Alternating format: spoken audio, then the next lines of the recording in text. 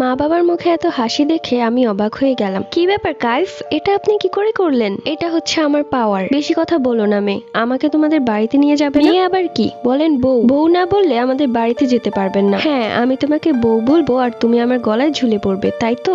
অত সোজা না। ঠিক আছে, আজকে না বলুন, একদিন না একদিন তো আমি আপনার বউ হবই। যাই হোক, আমাদের ঘরে আসো। বাবা, এটা তোমার রুম? এত নোংরা। আরে আজকে আমি বাসায় ছিলাম না তো, হয়তো মার আগের মাথায় সবকিছু উলটপালট করে রেখেছে। এমনিতে কিন্তু আমি অনেক গোছালো। তা তো দেখেই বোঝা যাচ্ছে। ঘরের মধ্যে এত ধুলা কেন?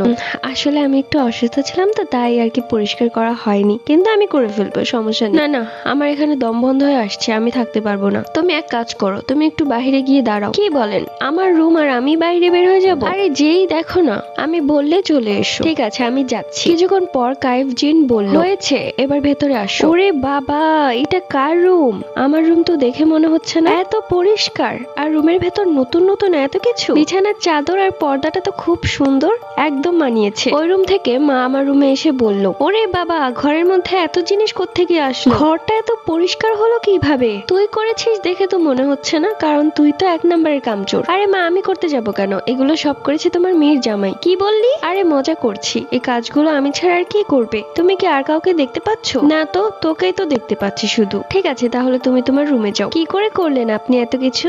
আমার তো দেখেই অবাক লাগছে। এগুলো হচ্ছে আমার পাওয়ার। তোমার বাড়িতে প্রথম এলাম, আমাকে কিছু খেতে দিবে না? আজকে তো মা মুরগি রান্না করেছে, মুরগির গোস্ত খেয়ে আমার জন্য হাড়গুলো নিয়ে এসো। ছি ছি, আপনি মুরগি থাকতে হাড় কেন খাবেন? পাগল মেয়ে, তুমি জানো না জিনরা যে হাড় খায়? কিন্তু আমাদের বাড়িতে মুরগির গোস্ত খাওয়ার পর হাড়গুলো তো আমাদের বাড়ির কুকুরকে খেতে দেই। ব্যাস, আর লাগবে না। অনেক অপমান সহ্য করেছি তোমাদের বাড়িতে এসে। আমি চলে যাচ্ছি, আর কখনো আসবো না। না না না না না না না, আপনি যাবেন না। আমি তো মজা করছিলাম। আমি এক্ষুনি আপনার জন্য মুরগির হাড় নিয়ে আসছি। এই দেখুন, কতগুলো হাড় নিয়ে এসেছি। হবে তো আপনার?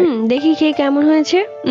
অনেক মজা হয়েছে। তোমার বাড়িতে এসে আমি পেট ভরে খেয়েছি। তোমাকে অনেক অনেক ধন্যবাদ ইনায়া। ধন্যবাদ দিলে হবে না। তাহলে কি চাও তুমি? আমি চাই আপনি আমাকে বিয়ে করুন। আমি আমার বান্ধবীদের কাছে অনেক বড় মুখ করে বলে এসেছি যে জিনকে বিয়ে করব।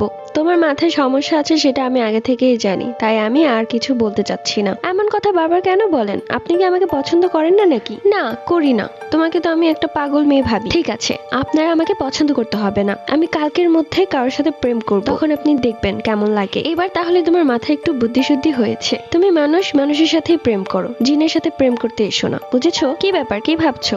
আমি ভাবছি যে আমি প্রেম করব, কার সাথে প্রেম করব? কাউকে তো চিনি না। এখন কি তোমার জন্য আমাকেই ছেলে খুঁজে দিতে হবে? কি বলছেন? আপনি আমার জন্য ছেলে খুঁজে দিবেন? তাহলে তো ভালোই হয়। কবে ছেলে খুঁজে দিবেন বলেন না? এর আগের বার আমি একটা মহিলাকে ধরেছিলাম, সেই মহিলার ছেলেটাও অনেক ভালো। তুমি চাইলে তার সাথে প্রেম করতে পারো। পার্টি 8 লাগবে, কমেন্ট করে জানাবে।